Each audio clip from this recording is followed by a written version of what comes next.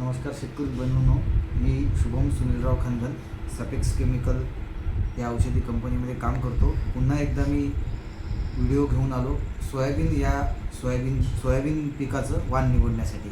मागच्या व्हिडिओमध्ये मी तुम्हाला कापूस पिकामध्ये कोणते वाण निवडायचे त्याबद्दल सांगितलं। आता सोयाबीनचं वाण नेमकं कोणतं निवडायचं या हंगामासाठी।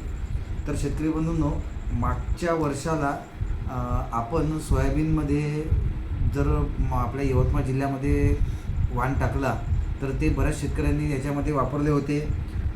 रवी सीडचं उन्नती वापरलं होतं, नंतर पांढऱ्या फुलाच्या जातीमध्ये, तसेच मालविका वापरलं होतं विगोर सीडचं, नंतर पांढऱ्या फुलामध्ये नंतर एक आपण 9305 वगैरे ह्यासारख्या व्हेरायट्या लावल्या होत्या। पण या काही क्षेत्रामध्ये याचे उत्पादन झाले नाही।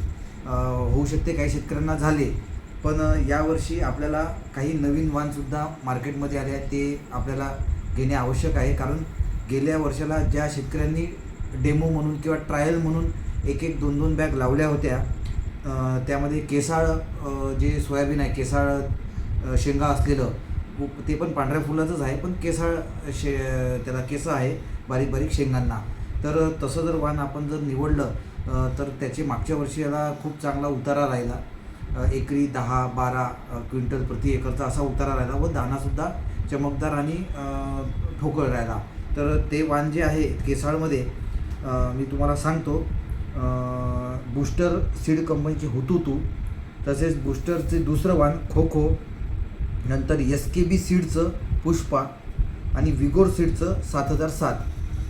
अजून मार्केटमध्ये असे काही व्हेरायटी आहे, पण ह्या व्हेरायटीचे प्लॉट मी पाहिले व याचे उत्पादनसुद्धा पाहिले। मला याचे उत्पादन चांगलं वाटलं आणि या हंगामामध्ये सुद्धा सोयाबीनचे हे जे आपण वाण आहे हे निवडले तर नक्कीच याचा आपल्याला फायदा होईल।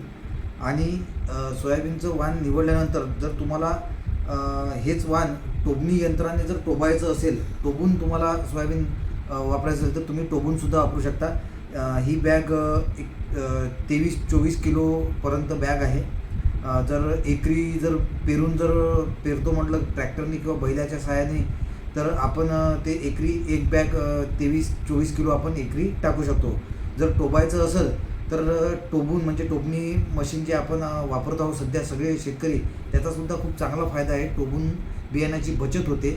जर टोबून जर सोयाबीन जर वापरतो म्हटलं तर एकरी 12 किलोपर्यंत पडते, म्हणजे जे एक बॅग आहे त्याच्यामध्ये 2 एकर जवळपास क्षेत्र होते, म्हणजे 12 किलो बियाणं प्रति एकर असं आपण टोबून सोयाबीनची टोबणी करू शकतो।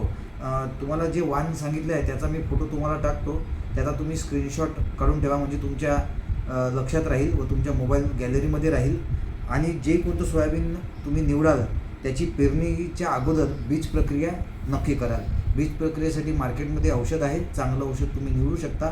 तसेच काही औषधी आहे त्याचे मी नावसुद्धा खाली तुम्हाला टाकतो, ते नाव तुम्ही असलेलं मार्केटमधलं बीज प्रक्रियेचं औषध तुम्ही घेऊ शकता।